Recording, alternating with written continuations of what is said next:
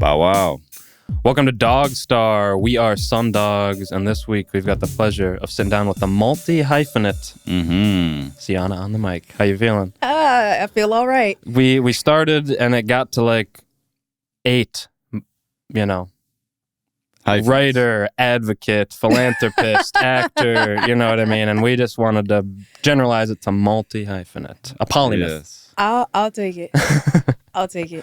But we want to know the beginnings of your story. We want to take us all the way back. Like, are you from Minnesota originally? Born and raised in the Twin Cities. Born and raised. And what was who were you growing up with? Who's around? Family member wise. My mom, my sister grew up in some little public housing projects behind what is now Stadium Village. Okay. Wasn't Stadium Village back then. It was a desert land with an Arby's on one side of the street and a Sbarro on the other. And that's kind of dated because no Sbarro exists independently. Right. But it had its own building. It was a Sbarro. Oh, wow. Yeah, exactly. That does take it back. And then was anybody in your family into music or into activism or poetry or anything? Where did that path start? Yeah, no. I mean, I'll say yes. I didn't know. I didn't really start to learn that until I got older, but like no one immediately, like in proximity to me. I mean, my grandfather, and I did grow up around my grandfather a lot, but I found out later in life he used to sing in a gospel choir when he was younger. Whoa. My mom's dad. My dad's mom, she had some vocals on her. She never did any like formal musical performance or anything. So, I mean, it seems like in my family on both sides, talent was just kind of like musical talent specifically was one of those things that like jumped generations because neither one of my parents are musically inclined. At all. I mean, like, I'll give my mom this. Like, if a Houdini song comes on the radio, she got that, like word for word. So, like, maybe, just maybe there was some intrinsic skill that she never took the time to cultivate. Right. And, because I took the time to cultivate mine, it came out a little differently. But like, other than that, music was never like this big thing in my family. So What about music around the house? Where they at least have good taste in music? I mean, I heard music all the time. I always say my mom kept like Sam Goody open on her own. Because she had the book of CDs, like you remember the book of CDs, right. It was like 4 CDs. The catalog, yeah. Like she was buying all the CDs all the time. My favorite story to tell was when Mystical's Tarantula album dropped, and we took the bus all the way to the Sam Goody at the Mall of America at like 8:00 at night. Oh my gosh. So she could get it. Right. And then she only listened to like 2 songs on the CD.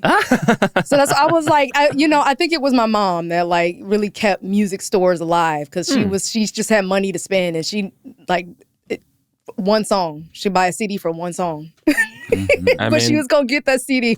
Yeah, I mean an era of the past for sure. I mean you gotta have a pretty slick record contract for them to print your album on the vinyl and the CD, and they're doing the cassette jewel cases now. Right. But sounds like in the era of prime compact discs. Yeah. And then where did your creativity like start? Like when did you write down your first song or poem or? I remember my first full poem I wrote when I was 14. I started like dabbling into my creativity at the age of 13, just because it was like a form of escapism in a really rough time in my life. And so like I just, kind of dabble into like little things. I used to, sing a little bit. I can carry a tune, I'm no Mariah Carey, but like it's not horrible.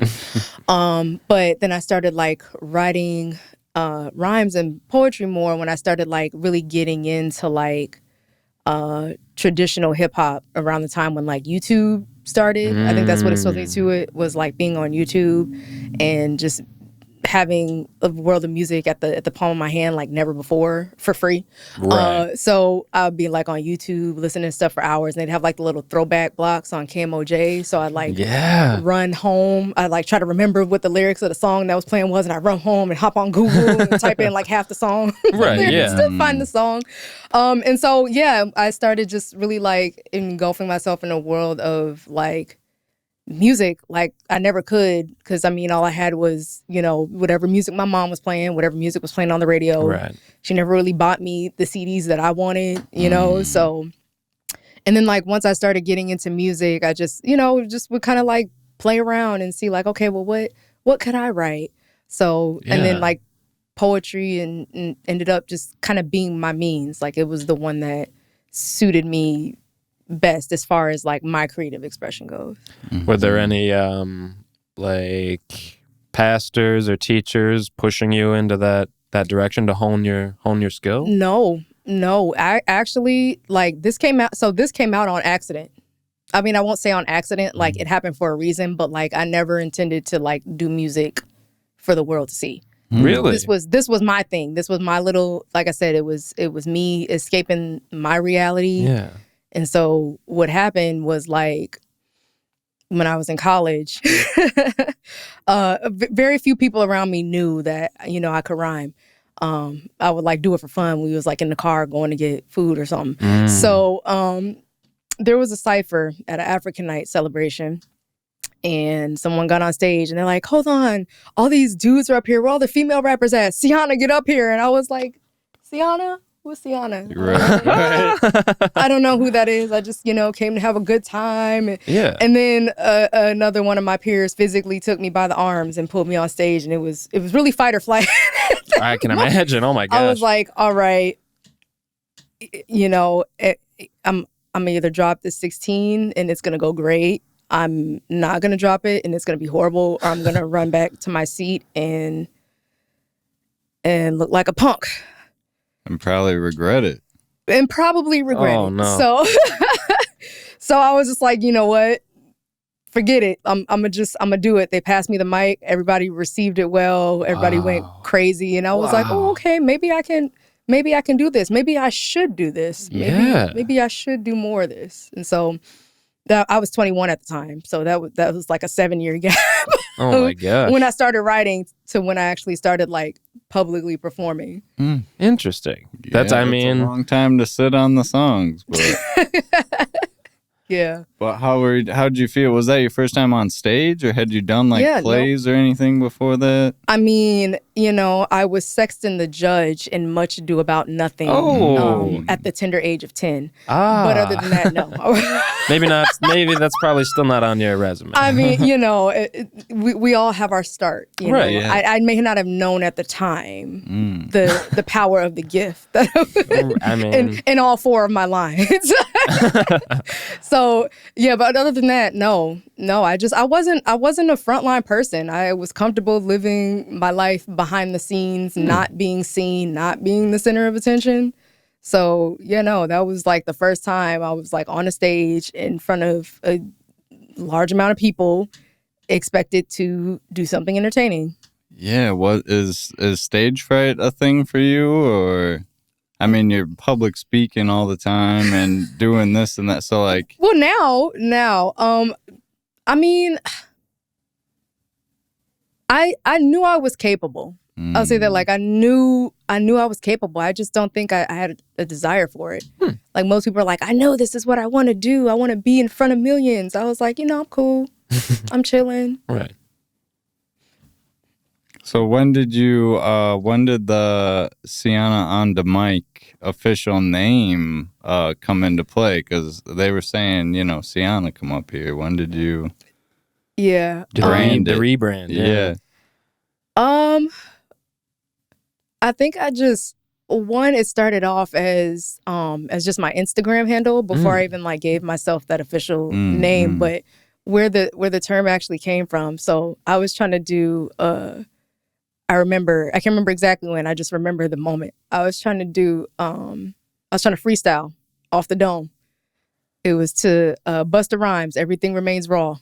Okay. And I think I I started and like, so I'm a student of the traditional craft. So like, I'm a really big fan of like call and response. Yeah. So I was like imagining myself like, yeah, if it's like the 90s and I'm in front of a crowd, like, what would I say? You know, so it just kind of flowed. It was like, so everybody in the place get hyped because it's Sienna on the mic and I feel all right. And I was like, okay, you know, that's actually kind of fly. It's like a sentence, like a Tribe Called Quest. So I think at one point I was just like, Sienna's kind of boring. Sienna alone. Mind you, I love my name. It's a great name. But, you know, it doesn't give that like double take factor. Like if somebody's just like, all right, coming to the mic is Bob. Like you just kind of like, okay, Bob. And think about it in conversation too. Like, hey, you heard that song by Bob. Right. Versus which Bob? Bob the microphone killer. Yeah, you know, exactly. Right. Exactly. So I think, after a while I was just like, you know, maybe I just need a little razzle dazzle. So you know what? I'm gonna just go by Sienna on the mic. And I was gonna ask. So when did you like record your first song? Then how long after performing at that for the first time on stage was it before you recorded music? Because we've got Cry Freedom dropped May of 2021. Yeah. That's as far back as we could find. That there may be hidden tracks. There may be a... Yeah, well, my first mixtape, Riverside Ave, I recorded that in 2020. Okay. I don't remember specifically what song I recorded first. It might have been I Like It. I feel like it was probably I Like It. Okay. But that was recorded in 2020. So that was like my first experience ever like recording in a studio. I had done like a handful of live performances, but that was my first time like actually recording something. Yeah, take us through that experience. Was it a friend of a friend or was it the person who made the beat? Or... Yeah. It was a person who knew a person who knew the person that I was dating at the time. Okay. So yeah, he connected me with someone he knew I was trying to record. He connected me with someone who did recording, and then they were like, actually, I'm working on somebody else's project, so I'm gonna connect you to this other person. I was like, okay, cool. It was, and so I feel so bad because I don't even remember the man's name. But he did like an awesome job at just making me feel like comfortable in the studio and just kind of like helping me loosen up, because I think I went in having this idea that like, oh, because it's recording, there's a specific way you have to do it. So like in the natural energy that I give on stage, like I kind of tensed up and I was like, okay, like this has to be different because if I'm too loud, it's going to sound bad. But that's where the engineer comes in and does the engineering. Right, right. I didn't fully understand that at the time. I was like, the greatness of this, the quality of this is going to solely depend on what I do. So I have to go in and I have to enunciate all of my words and I have to do it at a specific tone and I can't be too expressive. And those were all the things that made it horrible. So so the guy who's engineering did like a good job at like helping me just kind of like relax and be myself. And at the end of the day, it just, it worked itself out. That's awesome. I assume it's nothing to you now to go into the recording studio. You would be absolutely wrong because I still struggle in the with the similar kind of loosening up. Yeah, or? I don't know what it is. Like usually it's the other way around. Usually it's like people can record really great songs and then they go live and they're horrible. Right. I feel like I'm a really amazing live performer, and then when I get in the studio, it is a struggle bus. Right, right. Interesting. I wouldn't have guessed that. I would not have guessed that. So it's exhausting. But I want to get better. So I'm gonna keep showing up, but it's just I prefer performing live. Yeah. That's huge. Excuse me. So we went over the Sienna versus Sienna on the mic. Mm-hmm. Yeah. And were you ever part of any like groups of MCs? Were you ever the third member of a trio? Were you ever collaborating that early? No, but low key, I have a dream to like form some kind of like female-centered rap group one day. That'd be sick. It's a matter of like who would be down and how we would do it. Yeah. We just had Sailor C on. I bet you she would be good in there. I love her. Yeah, I saw her at what was that? The second Gladiators? No, Or the third one. Yeah, I was we at the saw second you one. there. She Yeah. was at the third one. Yeah, no, love her. I mean, but I also think like it is important to be able to like have your own style and do your own thing too. Yeah. And so I think as like people are coming into that, especially me, like my style is actually changing right now. So I definitely want to like really grow in that before I just kind of get mixed in with somebody else's business. But I mean, like, Right. I like the idea is like in the back of my mind. I also, intend to infiltrate the basement gang someday. Oh, So nice. Interesting. none to of hear us the like ones. it hasn't been a conversation, but deep down, Like, those are the guys. I feel like they need me. I mean, I feel like they need me. That's June the Kid and Sekou, Yep. Righteous, Yep. Great Shot. No, and like they're awesome. I think I love the direction they're going as far as like creativity. Because I'm not gonna lie, like there's a lot of people doing the same thing. There's a lot of people doing a lot of the same thing. Right. They have their like own. They all have their own unique styles. Quasi Uno, amazing with the beats. Like they're going places, and so like in the most humble way possible, I think it would be cool to be a part of the Basement Gang. Because I also know I can add to that. right. So I'm talking trash now, where I'm like they need me, but like low key, like I would be honored. Right. I mean, I would be honored to be a part of the Basement Gang. I feel like it's gonna only be a matter of time. positive Only a visualization. matter of Totally. time. So we've only got like a minute left. I was wondering about, you're saying you were performing shows before you recorded that first album. Where were you performing at? I was doing Mac House shows in the basement of Honey, which no longer exists. R&B, yeah. Open mics. Just little stuff here and there. I did Dilla Day, open for Pete Rock in 2018. Talk That was about awesome. a legend. Oh my gosh. Man, no, one of my greatest influence, Pete Rock and CL Smooth, like the main ingredient, that is one of my top 5 hip hop albums of all time. So it was like, I didn't even got a mixtape, and here I am, opening for Pete Rock. There you go. Yeah, the path is set in stone at that point. Do you have any advice for like up and coming artists, like trying to find shows to be on? I mean, they're everywhere. They're everywhere now. So you got it kind of easy. Like I feel like, when I started, it was like maybe in colleges, here and there, but like everybody's got something going on now. Right. There's stuff in St. Paul, there's stuff in Minneapolis. So I mean, it's just a matter of finding them, getting out there, doing it. Yep. Just doing it. Yeah, check them out. Go. If there's not a sign up at the beginning, you could probably sign up for the next week. So it'd be pretty easy. You can follow Sienna on the mic at sienna.onthemic. And find out more information at liveondemic.com. That's liveondamic.com. And you could check out On The Mic .initiative on Instagram as well, and that's also pretty cool. We'll be right back. You can follow us, DogStar Podcast. Bow wow. Bow wow. Bow wow. Welcome back to DogStar. We're in the midst of picking the brain of the polymath herself, Sienna on the mic. Yeah. And we just got a few tips and tricks, a little bit of advice for the up and comers. More to come for sure. Definitely. I wanted to quick skip back. Well, I guess I could do the all the way skip back actually. Do you think we got time? We got time. Talking about So it's like kind of serious and like not that like fun and like whatever, but you're saying you're going through a lot at 13. Like, would you mind talking about that at all? Oh man. Like what was going on in your life? And I know that was like a very serious year for you. Yeah, no, I was gonna commit suicide. I was dealing. Yeah, there wasn't really like an easy way to ease into that. So Yeah, I mean, sorry to bring it up, but No, I think it's good to talk about for other people who might be. absolutely, Yeah. absolutely. May is Mental Health Awareness Month. I don't think a lot of people fully like understand the many facets of mental health, and so like a lot of it was external circumstances that were manifesting internally. Like I wasn't living in a a very healthy household at the time.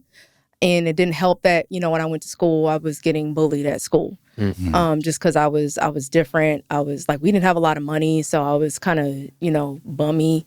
I wasn't wearing what the other kids were wearing. So it was just like, there was like literally nowhere that I felt like I could go and just like have peace of mind. And, for a 13-year-old, that's a lot. It's a pressure to like, create solutions for problems that you didn't even start. Like, you have no hand in, so it's like, what can you do? What can you really do?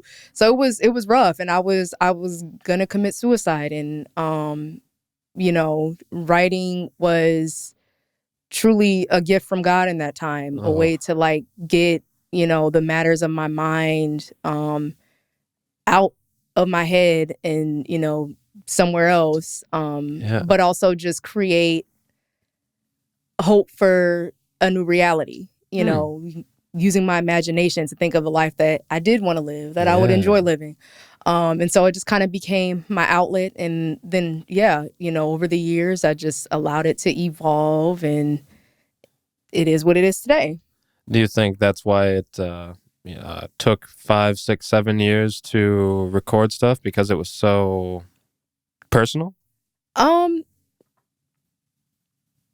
I wouldn't even say that. I would say it was probably the first thing in my life that I had that I felt like was truly mine, that was something beautiful, and I really didn't care to like subject it to other people's perspectives.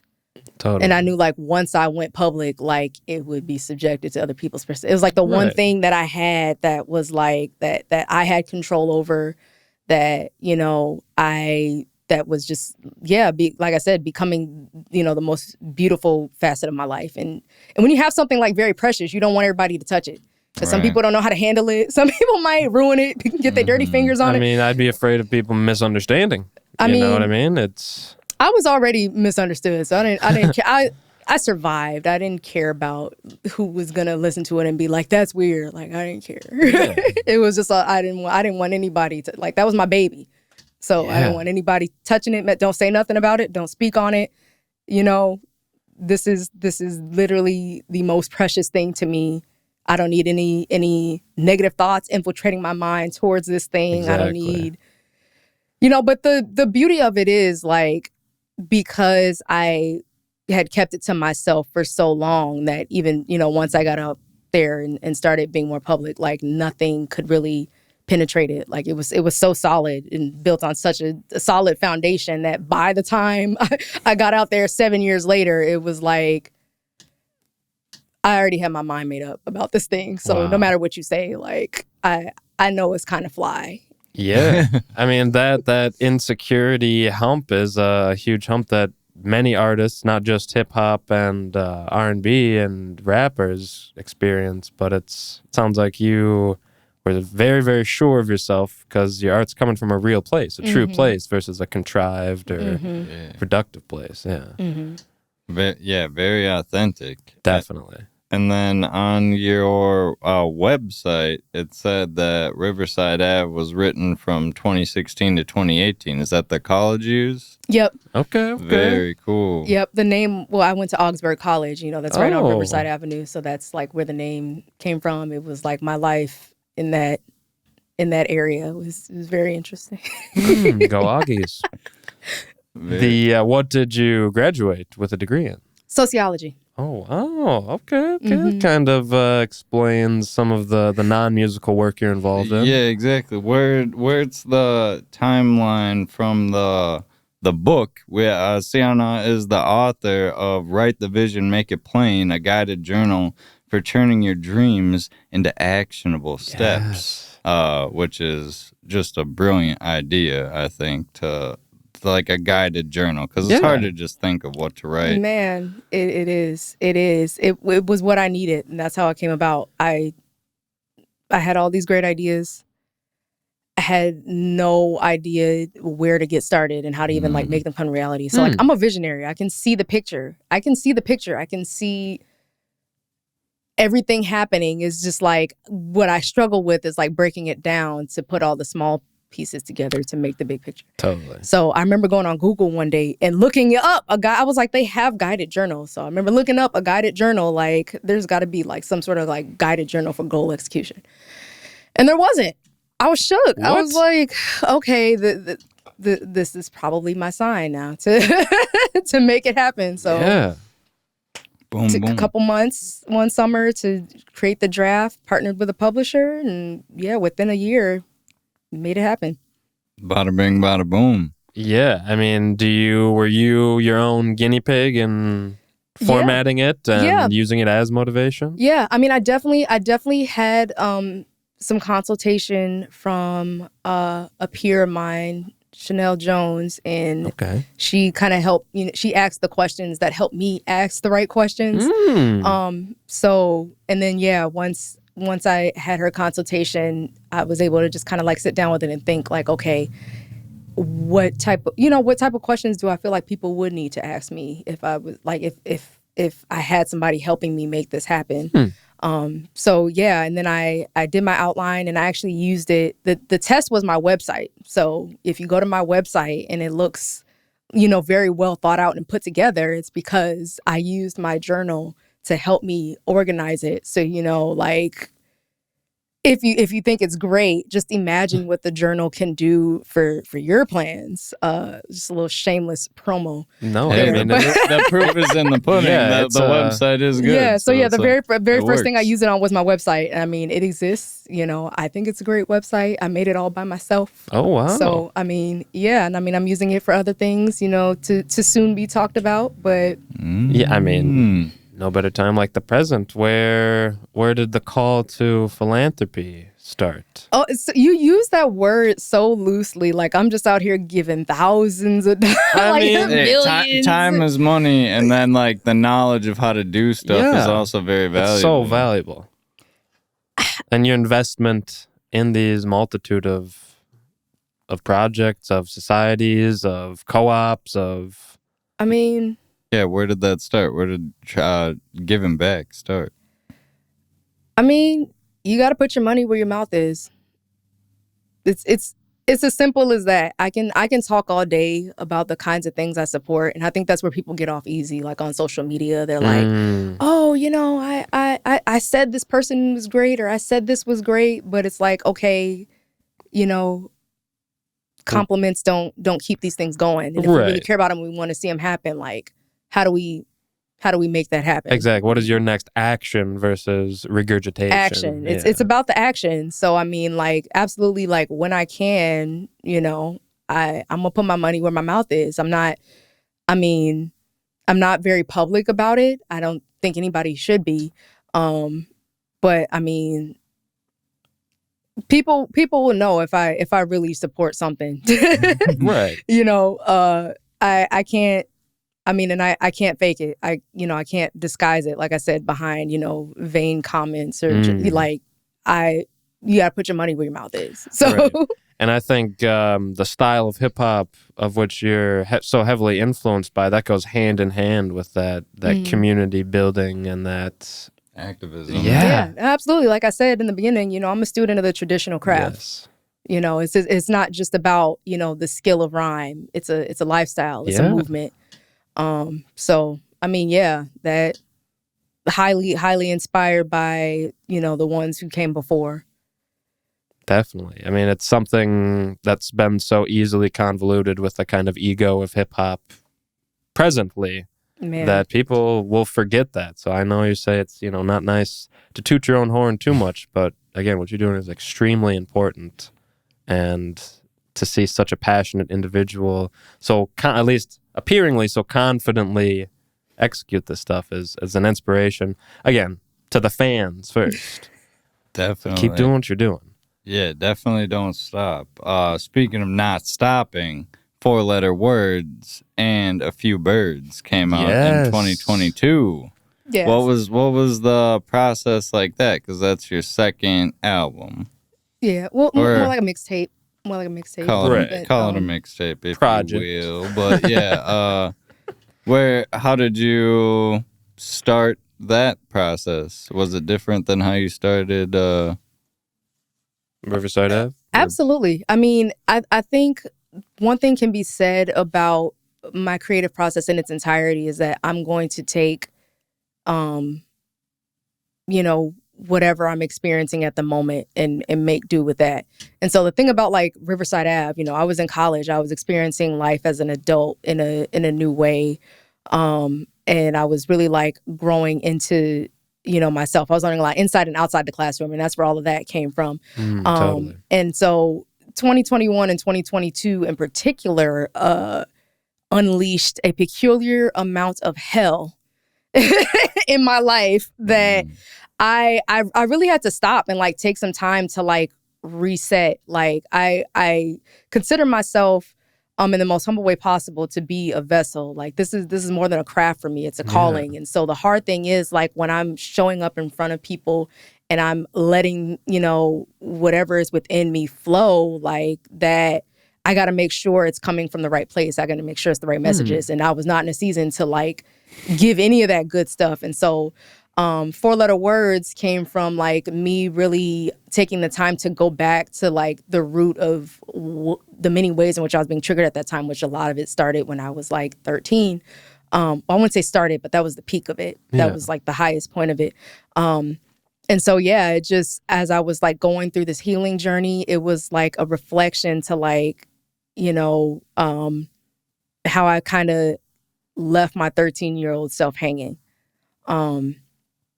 You know, because she went through a lot. She went through a lot. And I feel like once I got through it, you know, I was cool. But like, I never fully gave, even in that season, like gave myself the acknowledgement that I deserved for what I was going through and how hard it was. Yeah. And so like, that was me like taking a moment to be like, you know what, 13-year-old Cece on the memo recorder, because I didn't have a microphone yet. Oh. No Sienna on the mic. Just like, I see you.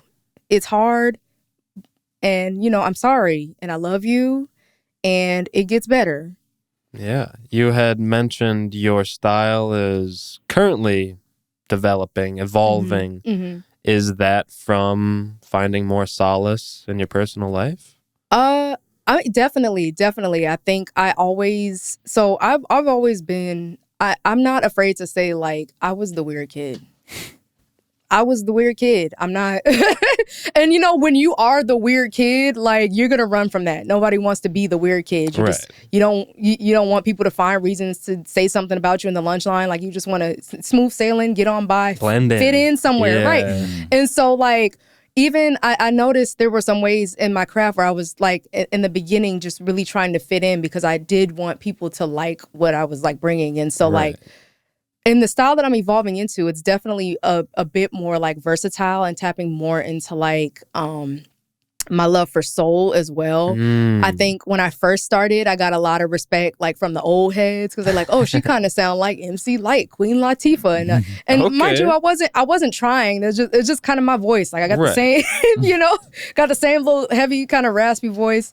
But like even then, I, you know, as much as I wanted them to like my stuff and I wanted, you know, to get credit for that, like I had to be true to like where my heart was following. And like I get inspiration from so many different places. So like, you know, that's the hard thing, depending on what crowd I'm going in before, like they're expecting something specific. And so like I tried in the beginning, I was very confined to like more of the boom bap, you know, but like now I'm definitely allowing myself to like be a little more free, you know. So, I mean, and I guess it is getting more in tune with like where I started before I, you know, got in front of people. Cause like I was a big fan of like the native tongues. Like when I started getting into music, you know, like A Tribe Called Quest, De La Soul, and, you know, like they weren't your typical hip hop guys. They were having fun, being goofy, you know? And so like, I guess I'm revisiting that creative freedom too, where it's like, okay, hip hop ain't about being hard. Like you ain't gotta be hard all the time. Right. Like, you know, I already had a hard life. Now I want to, you know, rap about butterflies. Yeah. That shouldn't be a problem if I want to do it. Right. So, I mean, yeah, we're getting back in tune. You had mentioned that a lot of the time it feels as if you're a vessel for these words, for these themes, for these lyrics, poetry standards, whatever you want to call it. Are you able to tap into that stream at all, or does it come whenever inspiration strikes? It comes whenever inspiration strikes. Okay. Like there's never been a moment where I've like sat down and said like I'm going to write a song about this. Like I'll just be on the bus or wherever, and something will just come to me, and I have to pull out my phone and write it down before I forget it. But I mean, yeah, just kind of let it flow. Do your friends or loved ones understand that you may extricate yourself from a social event to go write down some lyrics, or doesn't it get that inconvenient? It doesn't get that inconvenient. We live in a time where it's so socially acceptable to be on your phone everywhere. True. That like no one has to know what I'm doing. I might be at a funeral. I mean, like you said, the inspiration and I strikes. might be like, oh man, this is an idea. Let me just. Well, we've got about 50 seconds left. Oh, no. I'm going to ask another piece of advice. So if perhaps even down the barrel to a 13, 14-year-old artist who's struggling with their life, looking for that outlet. Foremost, we don't need another so-and-so. We need you. We need you. Everybody's trying to be the next. I'm trying to be the next this. I'm trying to be the next that. I'm trying to be the next Lil Baby. Like, we already got Lil Baby. What we don't have is Lil Tashawn, or whoever you might be. Like, we don't need another one of them. We need one of you. So, like, do you. Wow. Words of wisdom. It's an endless fountain of inspiration, of wisdom. Make sure you follow her at Sienna on the mic, at Sienna.onthemic. And DogStar Podcast. We'll be right back. Bow wow. Welcome back to DogStar. Some dogs sitting down with Sienna on the mic. And, I mean, ringing the motivation, the inspiration, the advice from a true passionate artist is, if you're just joining us, I don't know why you would be, but your representatives, they sent us over your most recent release, Direction, which dropped in October of last year. Mm-hmm. I'd like to hear as much as you're willing to tell us about that. Like, first of all, who's producing the beat? Yeah. So shout out to Keith Classic, an absolute amazing, like, instrumentalist, because I know he plays several instruments.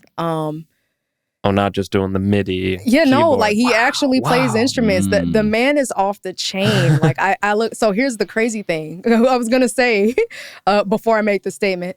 I look forward to meeting him because I've never actually met him. Really? It's all been like cyber communication? I found his. I found one of his beats. So Cry Freedom. He also produced that. Okay. I found it on YouTube. I think found it on YouTube. One day decided to look him up on Instagram, where I saw his DogStar link and then bought a whole bunch of other beats from him. So yeah, amazing. I think he's based out of Texas. I think he said it on a live once, like years ago. I remember watching him make beats on a live, and I think he said Texas. Wow. But yeah, no, amazing. Amazing. And it dropped in October of last year. Can you recall when you wrote the song? Summer of 2021. Oh, whoa. Okay. I wrote an entire album that summer because as I said, I was going through a lot of things. I was going through a lot of things, and I, resorted back to that place of solace that I had known thus far, which was in my writing. Wrote an entire album. Wrote that song because I was in a situation where it felt like I was just getting dealt a bad hand left and right, like people doing me dirty. And so I identify as a follower of Christ. I identify I think it's easy to say like you're a Christian, but I don't think people see a lot of like how culture has influenced, Christianity in itself, and, how some, in many ways, detached from like the character of Jesus that Christianity, as a social construct can be. Especially in America, yeah. Oh, yeah. Very westernized idea of Jesus. And so, but I digress. The point is that I identify as a follower of Christ. And it was almost like my it's just like a personal plea, because I'm like, I know that I can go to God in prayer and tell him everything that I'm going through. And it was just kind of like a fun, creative way of like being dead honest about what I was going through. So, the first line is the devil trying to make a fool of me, because like I was being tested, where I'm just like, Yeah. I know the right thing to do. I know what would please God. However, they're really down here trying me. Right. People are down here trying me. The circumstances are down here trying me. I'm ready to do a lot of things that I know would not be pleasing to you, God, and I just need some direction. I need some direction, and so there's just a lot of little creative ways of pretty much saying like, I'm on the edge and I'm this close. I'm this close. I need some direction. Yeah. I was gonna ask about the warped Christianity that kind of is attached to contemporary hip hop. Do you have any, religiously explicit songs where you're talking about specific Bible verses or specific saints, or could you take a song and perform it at a church? I mean, I do have a couple of pieces. Well, Direction would be one song, but I think I have a handful of poems. I actually led a spoken word ministry at my church for a little bit. So I have a handful of poems that are like specifically created within the four walls of a church for, that environment. Reference to scriptures, all that. So, I got them. It's, I think, important when it's such a big part of your belief system is to not shy away from that. Exactly. Yeah, and I feel like in every song that I've written, regardless of what I'm saying, I give some sort of like nod to God. Yeah. I don't, and I'm not the preachy type, so none of it is ever preachy, but it, like, if you listen to, some of the wordplay, you're like, oh, okay. It's about God. But you don't think you'd ever box yourself in as a Christian rapper, as an evangelical rapper? Honestly, probably not. And I think it's only because people go into, that kind of genre with an expectation. Right.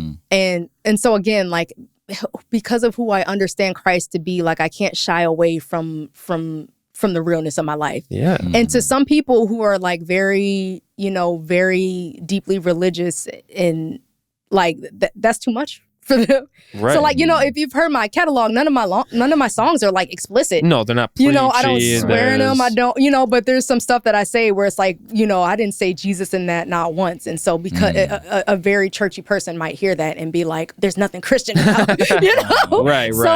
So I mean, but I, because I know this is something that I've been like called to do, I can't shy away from it for anybody's comfort. Exactly. And like I said, all of my stuff flows. So I firmly believe that any lyrics I do get,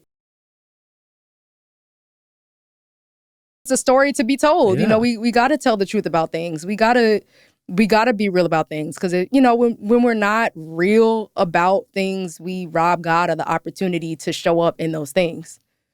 Like, when we're not because if God is who we believe he is, and I'm sorry, y'all, getting all preachy, but if God is who we believe he is, all powerful, all knowing, like ever present, like there's nothing that he can't deal with. Right.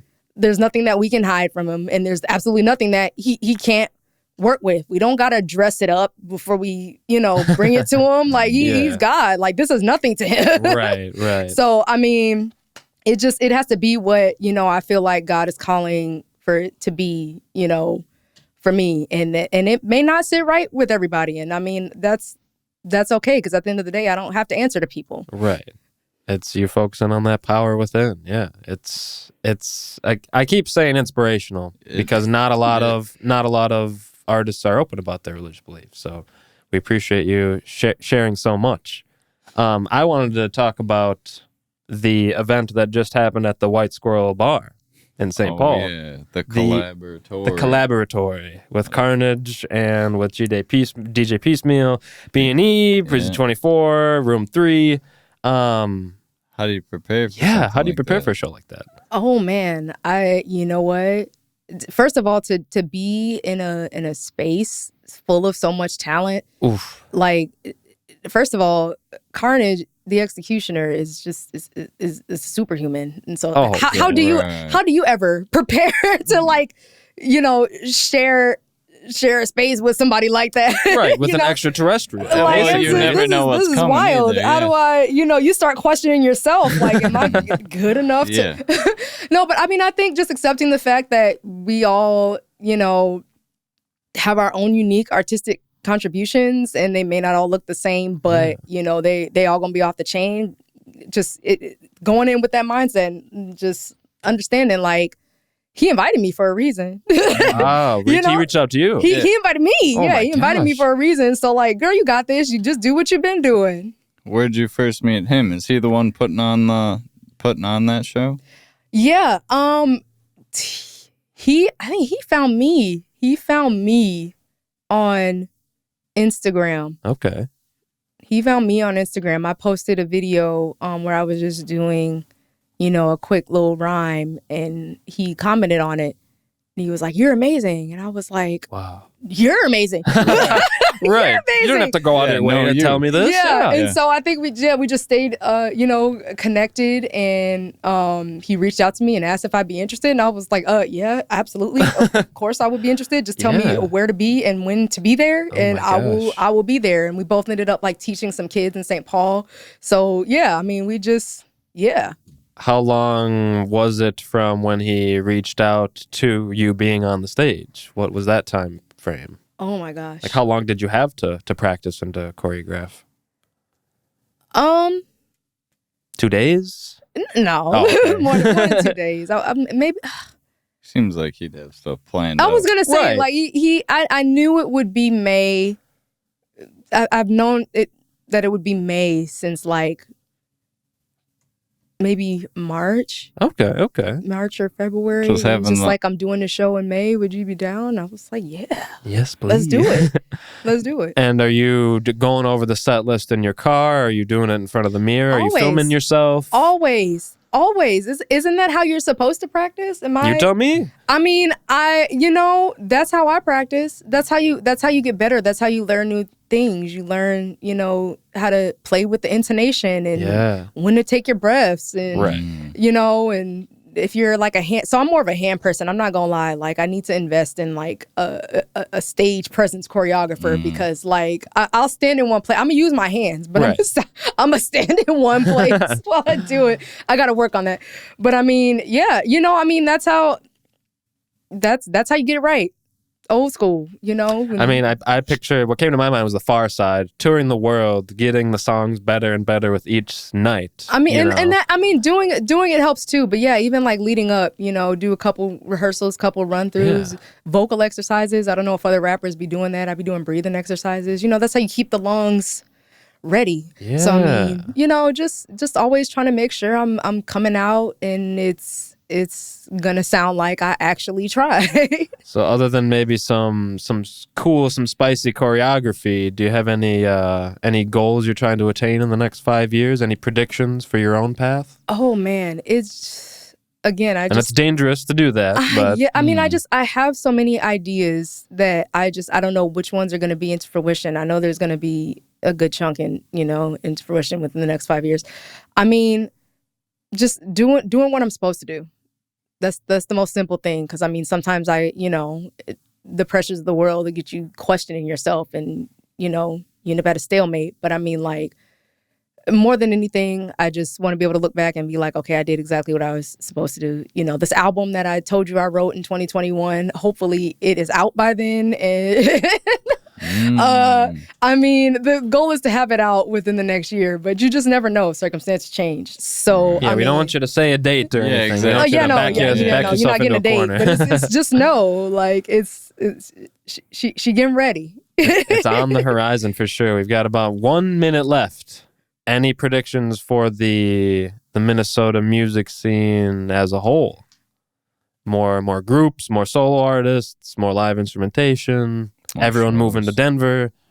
You know what? I don't think everybody gonna have to move to Denver. I think once upon a time people were getting really sick of of Minnesota, but I mean it looks like, you know, there's some traction happening. Right. So I mean, who's to say? Because I mean, since I started performing in 2017, I've seen changes. So I mean, like, yeah, anything can happen in the next 5 years. Who knows? Well, keep putting the work in, and we can't thank you enough for taking time out of that work to sit down with fans and listeners alike to get a peek behind the curtain. Absolutely. Yeah, you're about to hear the song Lessons. Follow Sienna on the mic at SENNA.ONDAMIC. Also check out onthemic.initiative on Instagram and liveonthemic.com. Follow us at DogStar Podcast. We'll see you next week.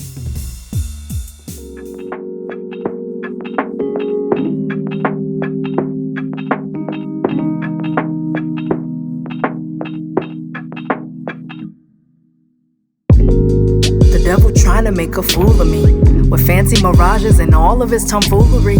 Faking deposits, always trying to get me moody. Superficial withdrawals, thank God I know myself fully. Here come the judge, the prosecutor, defense, and the jury. The verdict is that I'm purposed, even if you never heard of me. Never did it occur to me, discernment was averting me. But nobody told me it gets this ugly. Trust me, I wanna be able to say it's working. I wanna be able to say I'm versed, but I'm uncertain. Just trying to be faithful, who am I trusting? Feeling really disgusting, depart from me before you get me to cussing. Ask yourself, is it worth it? The clout, the cut, the say so, what's the profit? Try to say no, then go from 10 to 0 once you opt in. It's toxic, the way we steady drinking from the faucet when our provider making sure we got options. It's like Keisha, Nikki, Shantae, Lauren. How many people gonna say they moving foreign? Brendan, Tito, Dante, and Warren. Is it where you been? Is it where you going? It's like Keisha, Nikki, Shantae, Lauren. How many people gonna say they moving foreign? Brendan, Tito, Dante, and Warren. It's where you been or where you going. It's like recently my vision's a little hazy, but even though I'm tripping, I'm still winning. Yeah, it's crazy, I already got my victory. Maybe a sign, he co-signed. Tangent, the favor on me, people couldn't stand it. Drawing fists from the hands I made for laying. Throwing grits from the pans that you used to practice for playing. Taking stances for advances, don't care about what you're saying. Talking fancy for flattery, really we should be praying. This world got me swaying. I should be still, but I'm just trying to go and get it right. But these circumstances keep pressing me. I feel like I gotta fight. The principalities testing me. Though I can take them spiritually, you happen to bear them, I might come at you physically. Lord forgive me, it's the nature of the sin in me. It's just the way these people moving that be sending me. And I don't know how you do it, but every day I'm grateful. I need you to show me how to be more graceful. It's like Keisha, Nikki, Shantae, Lauren. How many people gonna say they moving foreign? Brendan, Tito, Dante, and Warren. Is it where you been? Is it where you going? It's like Keisha, Nikki, Shantae, Lauren. How many people gonna say they moving foreign? Brendan, Tito, Dante, and Warren. It's where you been or where you going? Ain't nobody crying 2 tears in a bucket with me. The time I get to switching gears, I get to moving shifty. So much for loyalty, it really ain't for me. Cause the moment you start to treat me like I ain't worthy, I'm gone, and I can't be worried about who been trying to curse me. We been submersing, the punches they throwing, they been stopped hurting. Only one thing is for certain, I'll be pulling the curtains. Go on and do that little dance. I know you been up rehearsing, it's tired. I really don't be trying to get this fired. I just be trying to sip my water, serve my God, retire. Walking my purpose, not concerned with if I'll be admired. Although I want to, my focus is to be like my sire. They say they love him, but they steady do him dirty on the daily. They think it's cool to be shady, but baby, don't try to play me. I'm Peter ready to pop a Rigaruga for protection. What I really need is direction. It's like Keisha, Nikki, Shantae, Lauren. How many people gonna say they moving foreign? Brendan, Tito, Dante, and Warren. Is it where you been? Is it where you going? It's like Keisha, Nikki, Shantae, Lauren. How many people gonna say they moving foreign? Brendan, Tito, Dante, and Warren. It's where you been or where you going?